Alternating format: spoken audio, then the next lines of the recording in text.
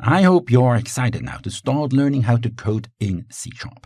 We'll do that in a minute. We first need to make sure you're all set up to actually do so. Let me show you how to set up your environment to start coding in C# first. To create applications with C#10, you actually have several options. I'll show you the two most commonly used approaches, and those we'll use in this course. Most developers write their C# applications using Visual Studio 2022. This approach is possible on Windows and Mac, since Visual Studio is available for these platforms.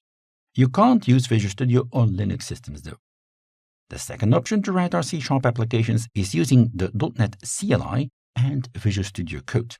CLI is short for Command Line Interface. So using the command line, we can write commands to create new .NET applications, compile them, and so on. And Visual Studio Code is the code editor you would typically use in combination with the CLI. The nice thing about this approach is that it's really available for all platforms. So if you're on Linux, you can also use this approach. Both approaches can as said be used, and I will show you both, so that no matter what platform you're on, to learn C#, you can do so. And I'll start with the approach that I will use most in this course, and that's the one based on Visual Studio 2022. Visual Studio is Microsoft's flagship Integrated Development Environment, or IDE for short. The term IDE points to applications that can be used to create software and typically contains a code editor, a debugger, but also a lot more bells and whistles to make your software developer life easier.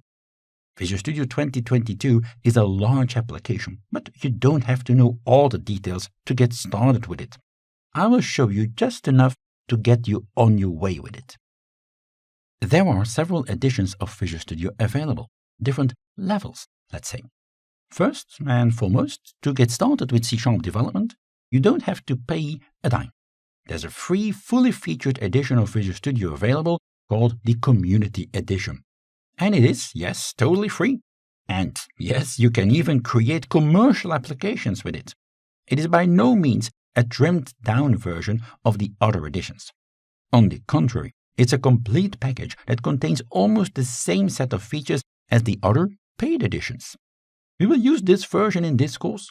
Do note that there are some license restrictions which do apply. Now check the Microsoft website for more info on these. The second edition is the Professional Edition, which is paid for and comes with some extra features. It's aimed at developer teams, but not really the large ones. Finally, there's the Enterprise Edition, which is also paid, and that one, as the name gives away, is aimed at larger teams.